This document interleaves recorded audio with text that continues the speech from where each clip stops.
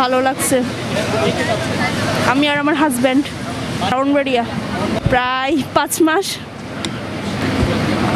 যাওয়ার সময় তো অনেক ভালো লাগে, কারণ নিজের বাড়িতে যাচ্ছি, একটু সবার কাছে ভালো লাগবো। আসার সময় একটু খারাপ লাগে। হ্যাঁ, মা বাবার সাথে অনেক দিন পরে দেখা হবে। এখন তো আমি বর্তমানে যাব আমার শ্বশুর বাড়িতে, তারপরে দেন বাবার বাড়ি যাব। মা তো মাই, শ্বশুর বাড়িতে ঈদ কাটাবো আর কি। মাকে ছাড়া 2 ঈদ করছি, তো ঈদও করবো মাকে ছাড়া, তো এই আর কি। সবার সাথে বলতে শ্বশুর শাশুড়ি, তারপর দেবর ননদ, সবাই মিলেমিশে ভালোই লাগে।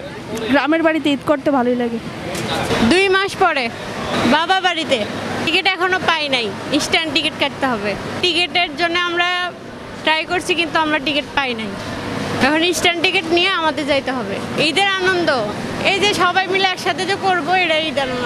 হ্যাঁ, সবার সাথে মিশে আনন্দ করার জন্যই তো আমরা গ্রামে চলে যাচ্ছি। মানে সবাই একসাথে ঈদের দিন একসাথে কাটাবো, এই জন্যই যাচ্ছি। মায়েদের ঈদ আসলে কেমন হয়, বাচ্চারা মানে ছেলেমেয়েরা যখন বাসায় ফেরে তখন মায়েদের আনন্দটা বেশি হয়। যখন আমাদের পাবে আমাদের বাবা মা, তাদের আনন্দটা আরো বেশি হয়ে যাবে। এই ভালো আছি।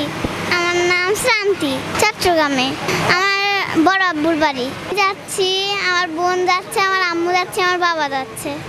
ঈদের দিনে আমি সালামি নিব, ঘুরতে যাব।